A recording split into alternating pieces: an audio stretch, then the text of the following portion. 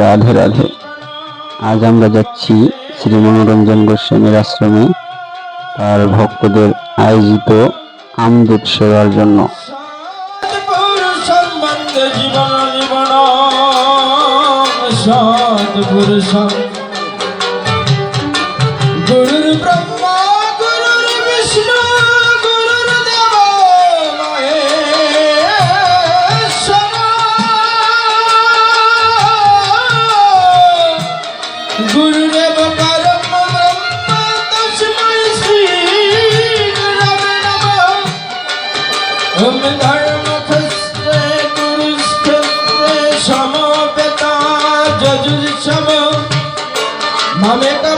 নমস্কার, আমি ইন্দ্রজিৎ সরকার।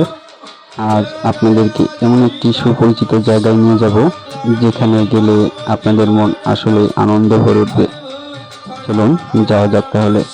আপনারা ঠিক কিভাবে এখানে আসবেন?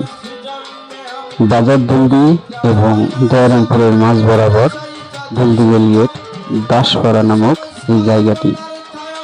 এইখানে নির্মিত হচ্ছে শ্রী মনোরঞ্জন গোস্বামীর আঙ্গিনা। এখানে ভক্তদের জন্য কি কি তৈরি হচ্ছে আমরা ভিতরে গিয়ে দেখে আসি। চলুন। আপনারা এই যে মন্দিরটা দেখতে পাচ্ছেন অর্ধনির্মিত, এখানে তৈরি হচ্ছে রাধা গোবিন্দের মন্দির। এর পাশাপাশি যে ডান সাইডে আপনারা গোল বৃত্তাকার যে জায়গাটি দেখতে পাচ্ছেন, এখানে হবে নামযজ্ঞের অনুষ্ঠান। এটাকে নাট মন্দির বলে। এখানে এক নাম কীর্তন পরিবেশন হবে।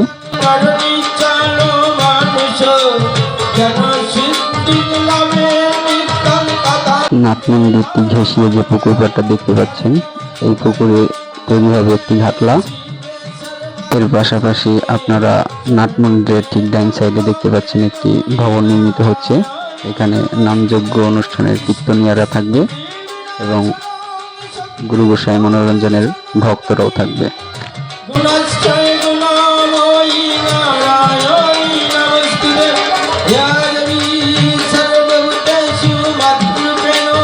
আপনারা ঠিক এখন যে ভবনটি দেখতে পাচ্ছেন, এই ভবনটি নির্মিত হয়েছে গুরু গোসাইয়ের জন্য।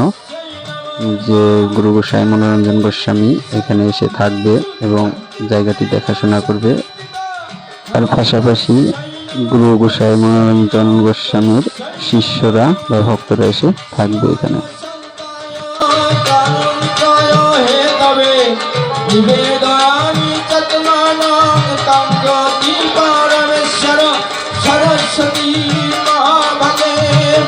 চলুন এখন শুনে আসি শ্রী মনোরঞ্জন গোস্বামীর ভক্তদের কিছু গান।